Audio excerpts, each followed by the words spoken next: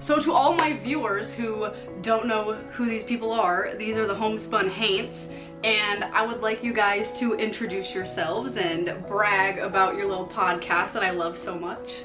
Aw, thank you, Abby.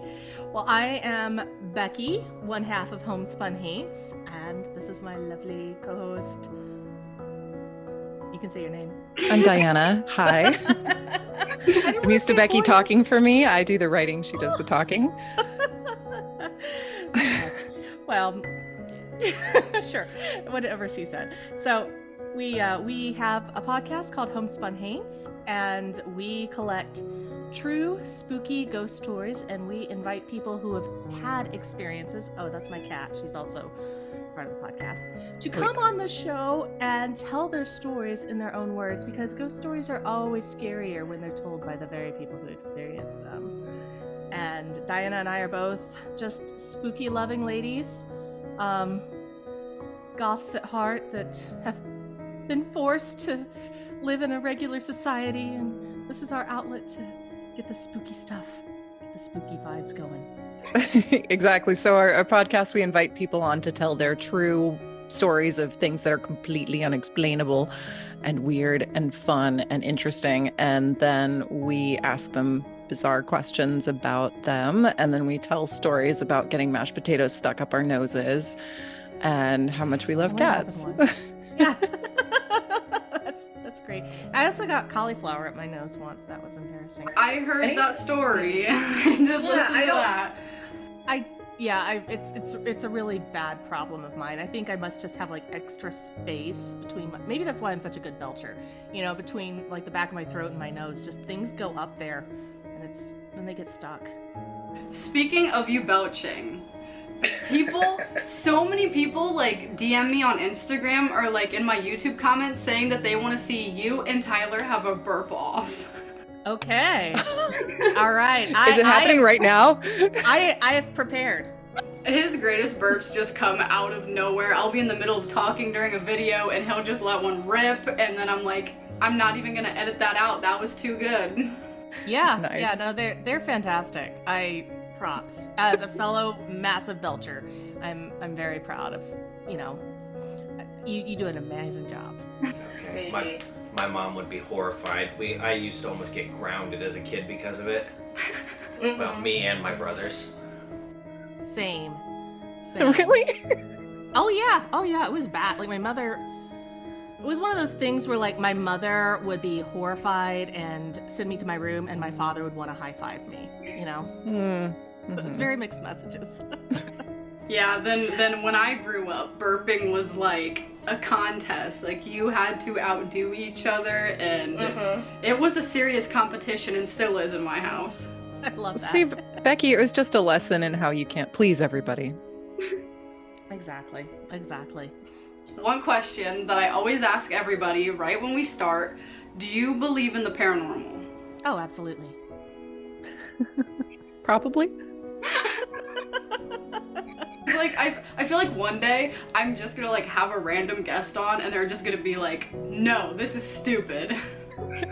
Goodbye. Y'all are basically us. She's an absolutely, and I'm probably, but mostly because I'm half convinced that everything happens when I'm not around. Yeah. Well, we've both seen things we can't explain. Becky tries to explain them. I don't. That's the difference, I think. Yeah, I'm just like, oh, it was this, it was that, it was this kind of entity, it was that kind of entity. Diana's like, we don't know. I saw something that looked like feet behind a curtain in my basement. It wasn't there anymore when I looked again. Yeah, Was it feet? I'm more of the Mulder, and you're more of the Scully. But we both, I think, after doing this for 3 years, this podcast, and the stories that we have heard, I think if I went in a little bit agnostic, like I am a full-blown believer now. There's just too much that I've heard for me to be like, oh no, that's all just. So your podcast, like besides having guests on, I've seen that you guys do like legends and stuff. So I want to know what your guys' favorite like legend or spooky thing that you've talked about on your podcast. Oh. Diane, Well, I'll let you go first. So spooky things are my thing. The legends are cool, but I like the various spooky science experiments that we've talked about like research into pareidolia, and we just did one on infrasound and how that can make you feel haunted. We did early on, we did some research on fear cages and how EMFs can make you feel haunted, and the presence of God through magnets held next to your brain. That kind of stuff is what I like. That's my jam. I think one of our more recent ones about science of how it coming up. There's going to be an episode. You don't know because Courtney just sent me this link, but apparently there is now a known link between whether you're infected with Toxoplasma gondii and how sexually attractive you are. So Toxoplasma gondii, is that the cat virus? The cat poop parasite. Yeah. Yes, being infected with it makes you more sexually attractive, and it's been proven by science now. So we are going to talk about it very soon here. Oh my gosh, well, that would explain why I've been getting hit on so much lately. Look like a cat lady. Tyler always says I have that because I have 4 cats and I'm just absolutely obsessed with them. So I guess that makes me more sexually attractive. I mean, Exactly. Cats come to cats. It's got to work on people too. Exactly. Yep. Whoa. Okay. I didn't know. Well, I'm really excited to talk about that. We've been talking about sex a lot lately, at least with our Patreon especially. I'm very partial to the legends from my hometown in Tennessee. I love the story of the Bell Witch. I love the story of the Rotherwood Mansion, which is in my hometown, and there's also the story of the Phantom Monk, which is a monk. He died in a train crash in 1867, a little bit south of where I grew up, in this tiny little town called Charleston, Tennessee. And he, the doctor who was treating all of the people who died in the wreck, saw this monk who was already passed away, and he was like, no one's gonna miss this guy. I really need a skeleton. And he stripped the monk's body of its flesh and his everything, like his blood, his muscles, everything, in a bathtub.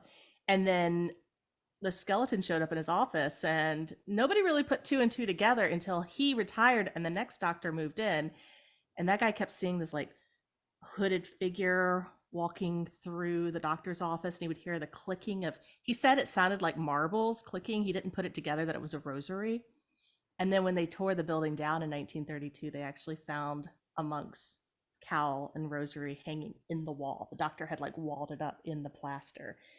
And I love that story. I didn't realize it was real until we started this podcast, and then we interviewed a paranormal investigator who actually investigated the bathtub where this monk's body was like stripped down to the bones, and she's encountered the ghost of him, things like that. So that's one of my favorite legend stories. Got pieces of truth. I grew up with that. I think I first read that. I think my mother read that story to me when I was like 5 or 6. It was like, instead of fairy tales, my mom's telling me stories about monks being stripped of their flesh. But so, it's just a near and dear story to my heart. I love that one because I'm a sick little bastard.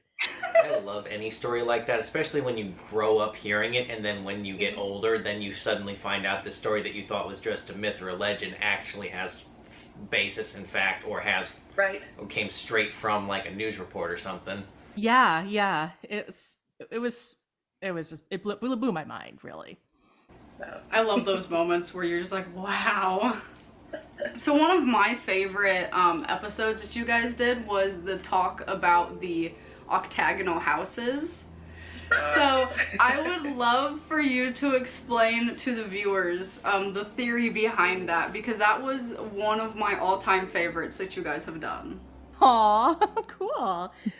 Well, there is a theory that ghosts tend to get stuck in like right angles or acute angled corners and things like that. Not sure why. That's why one reason that Victorian homes often tend to be haunted. There's a lot of little nooks and crannies where ghosts can get stuck. You'll often find them in the attics or in your closet because like more corners, it's closer together. I guess ghosts aren't very smart. I'm not sure. That's the theory. In fact, there's a house in just north of Chicago in Bull Run, is it? I'm not sure. Which has like rounded edges because the owners wanted to have seances in the house and they didn't want anybody getting stuck. So it has rounded edges. And we started looking into this because my grandfather, nobody knows why, every house, he's a contractor, and every house he's built for himself is octagonal. Like, nobody knows why, he just likes octagons. But these houses he's built, they're freaking haunted.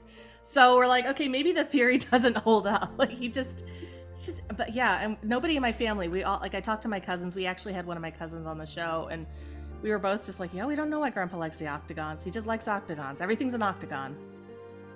Or maybe they'd be more haunted if they weren't octagons. Maybe. Yeah. Who knows what skeletons he's got in his closet? No pun intended. Once I heard that episode, I was driving around in the country with my cousin and I was telling her about it, and all of a sudden we saw an octagonal house and I was like, that place is haunted. And then she was like, you know, I kind of like the way those look better because I'm so sick and tired of seeing rectangle houses and square houses. Like, make something fun. Mm-hmm. Yawn. Exactly. There actually was an octagonal architecture movement. I don't remember when it's sprung up, but there was a trend at one point where if you were really fashionable, you had an octagonal house. It didn't last very long because people realized that couches and beds don't come octagonally, so they're having trouble putting furniture in the rooms. But you will still see them from time to time, and a lot of them are about 100 years old. Yeah. That time period. But not Grandpa's. He just builds them. A couple of years ago, I almost moved into a completely cylindrical building where each apartment was shaped like a piece of pizza. The two bedrooms you couldn't really tell, but the studios were like the small slice of pizza that you're like, where the hell do you put anything in here? It's very confusing. Yeah, I don't think I'd like that. I didn't actually move in because I was afraid I would leap from the balcony spontaneously because it's extremely tall and there's like no guardrails on the balcony. It's ridiculous. There's like these teeny little fences. Those apartments are the reason they started making curved TVs then. Got to be able to fit on the wall. Probably. Yes. Speaking of the haunted houses and stuff, what's the scariest place that you've been to that just like gave you the heebie-jeebies, I never want to go back? Man. Because it was paranormal or because it was just scary? Because there was this gas station on the northeast side of Memphis that I will never go back to. But as far as haunted places, I don't think I would avoid them intentionally. Yeah, I mean, the really, really, truly haunted places that I know are haunted, I tend to go back to over and over again because I'm like, ooh, I want to see another ghost.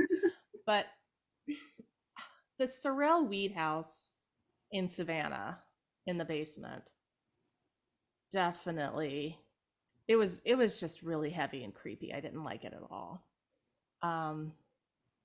And knowing that it was like built on top of one of the bloodiest battles in the Revolutionary War makes me realize, okay, that's probably why it was haunted. It just was not a good feeling down there. You definitely felt like you were being watched the whole time. It was dark. It was hot. There was just a lot of misery and sorrow. But I mean, it's not that I wouldn't go back. Diana, do you have any place? I've never been more scared of a haunting than I am of my own basement, so it's all pretty equivalent to me. My basement is terrifying. There was a joke going around for a while that we like opened a portal and let a demon named Richard into my basement, and I think we manifested that on accident. Because now weird shit happens and I will not go down there by myself. And what does Richard do? So my cats will go down there. I have 2 cats at my house and they will go down there and they will just look at the crawl space and just scream bloody murder. And I will go down there and nothing's there. And then one time, me and my nephew, we were down there using the Ouija board because fuck around and find out. We wanted to see if Richard was down there because it was just a running joke for so long, and then things started happening in my house, so we were like, we gotta see if this is actually Richard, dude. So then we go down there, and you know how like you can, like if you look through the planchette, like there's a theory that you can see ghosts? Well, the Ouija board told us to take the planchette, look into this crawl space, and we will see Richard. And that was, and then like right when that happened, Smokey, my cat, went down to the basement and was looking into the crawl space and started screaming. And I was like, absolutely not. Oh. I was so scared, and now after that day, I will not go back down there by myself for any reason. Well, the last time you used the Ouija board down there, you were told you were gonna die in like a month. Oh, that scared me too. Well, okay. There is a place that I was truly terrified of when I think about it. And this was when I was a kid. You reminded me with your story of the crawl space. So I had a friend, she's still a friend, in high school. She was going to a boarding school, so they had dorms, and my spring break overlapped with hers, but not for the whole thing. So she was like, you can come stay with me at my dorm for a few days. It's okay, like we're 15, sounds fun. And I get there, and Monday night or whatever, they've gone to school, and then we're hanging out. I'm staying in a sleeping bag in a friend's dorm, and we're 15. This is all really exciting. And I was like, hey guys, let's get a Ouija board. Who has a Ouija board? And they were like, oh, so-and-so at the end of the hallway. And I was like, okay, cool. I'll go down there and get it. And the other girls in the room just kind of looked at me like, okay, go for it. And I just thought they were like, weirded out. They're probably like, oh, you and your spooky friend, So I went down to the end of the hallway, and I knocked at the door, and I heard all this like whispering behind the door, and then slowly the door like creaks open, and this girl stuck her eye out, and then she saw it was me. She's like, oh, thank God. She opened the door all the way. And then the same thing happened to the door across the hall that creaked open. Oh, thank God. It's just the friend. And I was like, I just want to borrow your Ouija board. They're like, okay, here you go. And they like shoved it at me and then shut the doors really quick. I was like, what is going on? At this point, it's about 11 o'clock at night. And I went back in the room that my friend was in, and I explained to her what happened. And I said, why are they acting so weird? And she's like, oh, well, that end of the hallway is where we see Helen. I said, well, who's Helen? And she said, well, this dorm, of course, like everything in friggin' Tennessee, was used as a hospital during the Civil War. And Helen was a nurse who worked in the hospital and hanged herself at the end of the hallway where those two doors were, where I knocked on one and they freaked out. And I said, you guys have seen her? And they said, yes, every single one of us has seen her at some point while we lived here. Those girls were freaked out because they thought Helen was knocking on the door. I think I'd be hesitant to go back there, because the fear that was in their eyes, and I was like, you know what, guys, let's not use the Ouija board. I don't know what I was thinking. This just doesn't seem like a good idea.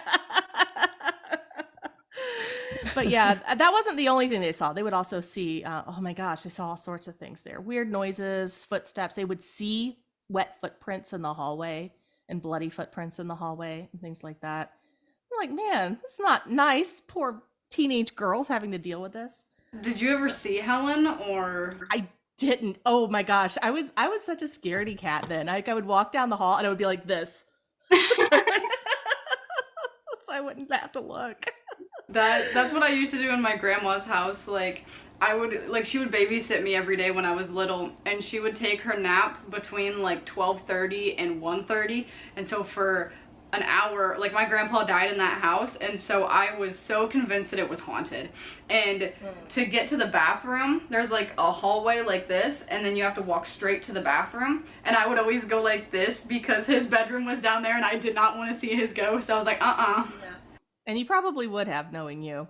Besides like the places that you've been to, like, what is just your overall like scariest experience, like if like traveling somewhere, like something super creepy happened to you? Or I don't think we really get scared anymore. Yeah. Super creepy though. Creepy? Again, not a paranormal thing. Oh yeah, definitely. There's a reason I take Hap Keto now and know how to. Like we had to learn on Wednesday how to throw somebody off if they were sitting on your chest and choking you. So I'm Yeah, like, yeah, I like knowing how to do things like that. the living are terrifying. Yeah, yeah. But definitely done some cool creepy things lately. The same person who investigated the bathtub, she and her friend are now the caretakers. It's Miranda Young, she's a ghost biker, and her friend Christy of Soul Sisters Paranormal. They now take care of this haunted jail way up in uh rural northeast Tennessee.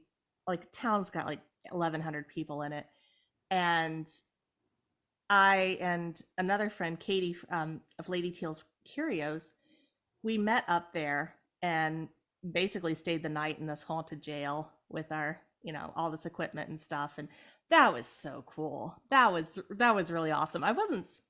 Some pretty creepy things happened. I wasn't scared. It was just more exciting than anything. And it was like a very like a private, intimate experience. Like not like it was there were maybe a few other people there, and then Miranda and Christy were there, and it was just so much fun. I love things like that. It's kind of off the beaten path too, which I like. It's not like a big touristy spot. I'm still waiting to be creeped out by a place. I mean, somebody creep me out, please. So Spend the night in your basement. I did for a year and a half when I was 14. Yeah. Still Anyway, not creepy enough. What were you gonna say, Tyler? there's a place in Connecticut that might do the trick if you can get permission to go in. There's a town called it's called Dudleytown in Connecticut, and you know how most haunted places, they get used as tourist attractions. They use that to drum up tourists and make money. Well, the family that owns this town is so creeped out and horrified by it, and so worried that people are going to get hurt or disappear, that they locked it down. No one's allowed in. They don't allow tours. They don't allow anybody to come in because they're genuinely afraid that if anybody does, they won't come out. Oh, I saw that on TikTok. So is it like a ghost town now? Basically, yeah. No one lives there. The family, it's owned by the ancestors of the family that founded it, and almost from the minute it was founded, people were just disappearing, dying, horrible things were happening, crops were failing, and eventually everyone moved out and the town was shut down. The family who founded it maintains possession of the town. They still own it, but they will not let anybody in. They don't try and make money off of it. They're just genuinely terrified of it. Yeah, there's definitely a part of me that's like respect things like that. Like if it's genuinely dangerous, I don't. I got a family. Like I need to stick around. I don't want to end up in another dimension that's worse. And then and I'm like, okay, I'll go fuck around and find out. The idea that something's dangerous and nobody can explain it, it's still dangerous. So I don't know. Even if you're not scared of ghosts, it's still, you should be scared of places where people get sick and etc. Yeah, there could be like radiation or something. What was that? I want to know like what happened there to make all of that happen. The family's theory is that the whole town is cursed because of something the family did when they were founding the town, but there's no specifics. Okay. Could be. Yeah. People did stupid shit back then. They still do. Yeah, true. What is the top haunted place that you would go visit? Like the top of your list? What's it called? Waverly Hills? Waverly Hills Sanatorium? Yeah. That's the place that I'm hoping creeps me out enough to be like, all right, I'm not doing this anymore. Is that in Indiana? Louisville, Kentucky. So you're not too far. Maybe it would be like a 4-hour drive for you? 6 hours to the bottom of the state, and then it would probably be another 2 or 3. Yeah, so that's that. Eastern State Penitentiary is also on my list. I've been to Alcatraz. That was pretty cool. You've been to Alcatraz? Yeah. Is it like, does it live up to the hype? I would do it as part of a trip you're going to anyway if you're going to spend some time in San Francisco, because there's a lot to do there. But yeah, I mean, I definitely remember feeling something in that D block in the maximum security area. That has been so high on my list ever since I saw it on Ghost Adventures. I was like, I need to go. It is, if you like haunted jails, I mean, it's so notorious. Yeah, I really want to go to the Bell Witch Cave too. What state is that in? That's in Tennessee. It's in like central Tennessee, not too far from Nashville. But they've had it closed. We actually tried to go when we were in Nashville in February, but they've had it closed for a while, and we just couldn't get a hold of anybody. I reached out to every contact I had, and but I would love to go in there. Have you ever like been to the Winchester House? Giant House. That was cool, but unfortunately the tour doesn't really take you in the entire thing. The tour was fun. It wasn't creepy. Yeah, I feel like a lot of people that have gone have told me that it's not, they don't feel like it's haunted. They just feel like it's an insane house. We have some insider information that it is indeed haunted. But the hauntings that are reported seem kind of tame. Not really like exciting haunting, just things moving around, etc., making noises. All those weird corners. Right? Yeah, exactly. Yep, that's my theory. Yeah. Should have gone for Octagon. If only she knew that back then. Well, isn't that why she built it the way she did, so the ghost would get lost and not be able to find her? Something like that. Because she kept adding on and adding on and adding on and never stopped her whole life because she was trying to, she didn't want to move, but she wanted to hide from the ghosts of all of the people that her family's guns had killed. Oh yeah, I forget that they made guns At the Winchester, right? Yeah, Winchesters, yeah. I'm clueless. Actually, where I grew up in Tennessee, it's a very common thing to do to put newspaper or anything that has a lot of writing on it on the walls to wallpaper your house with it. So the idea is if a ghost does get in your house, they're going to get so distracted by trying to read everything on the walls that they won't bug you. One last question. okay. Paint blue. Yeah. I need you to explain it because I love that. I love the color blue and all shades of blue. So it's like now I want Haint blue and I want to paint something in my future house Haint blue. Oh, that's a good idea. Probably the porch ceiling. Yes. Well, the theory behind it, and I can go on and on for this. So if you have to stop the recording and start it again, just let me know. But it's originally Haint blue was made with indigo, which we've learned they've since learned. Science. Yes. Yeah. There's a science behind it. Bam. It actually has mosquito repelling properties. So it makes sense that if you like paint your window frames and your door frames and stuff this color, you might be less likely to get mosquitoes in your house. You're less likely to get sick from malaria or, Right. This is a West African tradition from way, way back. And so, the explanation about malaria was a little bit kind of fuzzy and, considered paranormal at the time. And so when you have paint blue around your window frames and the mosquitoes don't come in, they don't give you malaria. It's a really easy conclusion to jump to, right? That it keeps bad spirits away from your house. So we're painting everything that color now because I'm allergic to mosquitoes. He's like severely allergic. He'll get like these massive welts and I'm like... Oh, I learned a trick recently because I feel the same. I get the giant golf ball sized bumps when I get mosquito bites.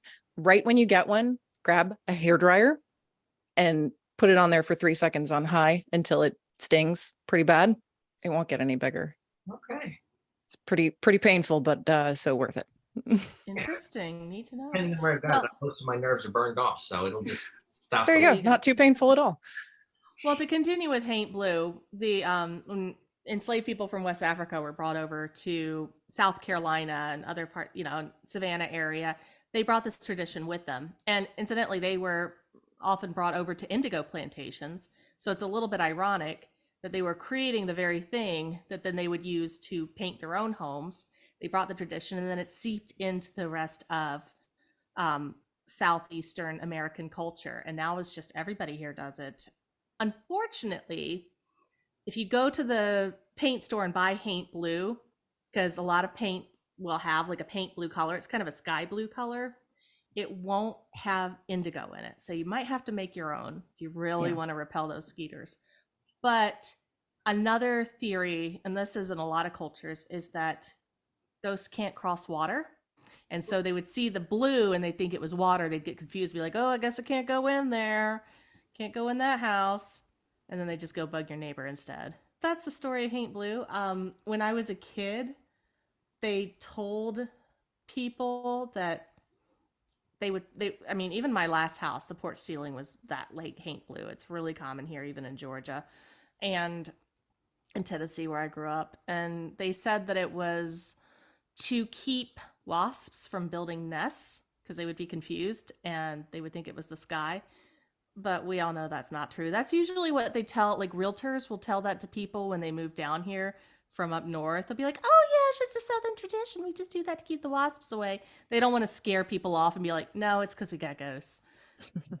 We're very open about our ghosts here. It's just kind of common talk. Sounds like Georgia has a lot of ghosts. We probably, Illinois does too. It's just we talk about it a lot more here. Yeah, Illinois, it's like you see nothing is happening. And then with everybody literally moving out of the state, there's like ghost towns are popping up. So now It's like, I'm gonna stay and I'm gonna investigate because content. Yeah. I would just like you guys to plug your social medias for everybody, and they'll also be linked down below. Well, we are at Homespun Haints on just about everything. That's HOMESPUN and Haints, HAINTS. As we mentioned earlier, it's an old Gullah Geechee word that means haunt or ghost or something bad that you don't want in your house. Because, you might want the good spirits. You might want grandma tottering around in the attic. She's fine. But a haint's something you don't want in your house. It's a synonym for booger, right? Booger, yeah. Yeah. In fact, I have a book of folklore from my hometown. It's called Haints, Witches, and Boogers. So that's what we call them. And we are on TikTok. We are on Instagram. We are on Facebook. We are even on Pinterest, though we still haven't figured out how to use it. And we're on Twitter. We don't really do much on Twitter other than post our episodes. But if you want to know when a new episode comes out, it's a great place to find out.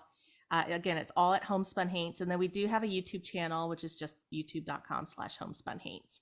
So that's where you can find us. But the place where we put the most work is in our podcast, which is Homespun Haints. I couldn't figure that out. And we're on all the major platforms, Apple, Spotify, Castbox, wherever. So yeah, and we're in our fourth season. We've put out over 100 episodes. So please take a listen. Yes, I appreciate y'all coming on here to talk to me and Tyler. Oh, it was awesome to talk to you guys. Yeah, thanks for having us. Yeah, I love your show so much. You guys crack me up. Like, it's just, I don't know. It's just like the perfect combination of spooky and funny, and then the dynamic between you two, and then Tyler's random belching and stuff. It's just, I remember one you were doing, and like Abby and your chair just kept sliding out of the frame. Like, I love watching you. It was so much fun. So thank you so much. This is a real honor and joy to be on here.